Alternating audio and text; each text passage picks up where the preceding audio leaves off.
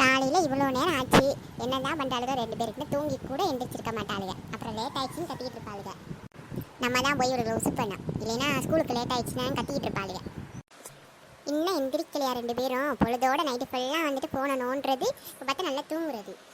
இந்த அம்மாவுக்கு ஒரு வேலையே இல்லை, காலையில் எப்போ பார்த்தாலும் கத்தி கத்தியே ஊசிட்டு விடுது. ஒரு நாளாவது நிம்மதியாக எந்திரிக்கிறோமா?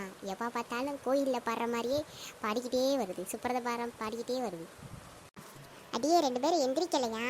ஸ்கூலுக்கு லேட் ஆச்சுன்னு அப்புறம் கத்திக்கிட்டு இருப்பீங்கடி. இருமா, நானாக எந்திரிச்சிட்டேன், இப்போ தான் தூங்கிட்டு இருக்கேன். இன்னமும் இருமா, ஒரு 5 நிமிஷம் தூங்கிக்கிறேம்மா. அப்புறம் லேட் ஆச்சுன்னு என்கிட்ட சொல்லாதீங்கடி. எந்திரிச்சு வாங்கடி, நான் போய் சமைச்சு வைக்கிறேன். லட்சுமி, ஒரு டீ கொண்டு வாமா. வந்துட்டேன். உங்களுக்கு ஒரு காலையில் ஒரு டீ டயத்தை கொடுக்கலைன்னா சும்மா இருக்க முடியாதே.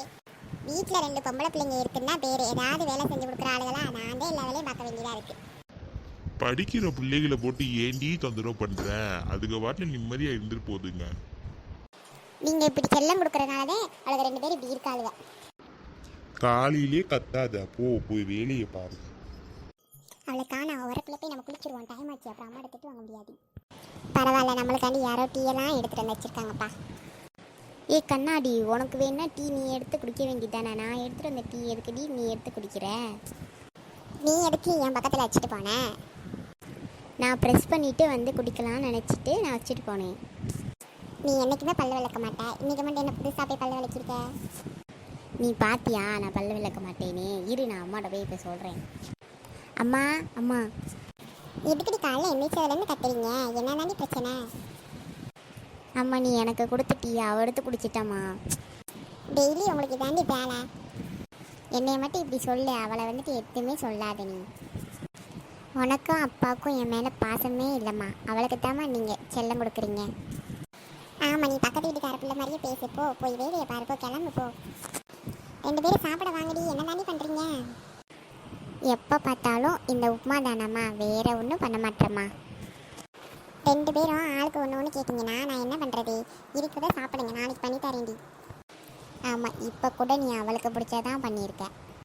அடியே இதாண்டி இருந்துச்சு, மாவு இல்லடி, அதனால தான் இதை பண்ணேன். இன்னைக்கு ஒரு நாள் சாப்பிடு, நாளைக்கு உனக்கு பிடிச்சதே பண்ணி தரேம்மா.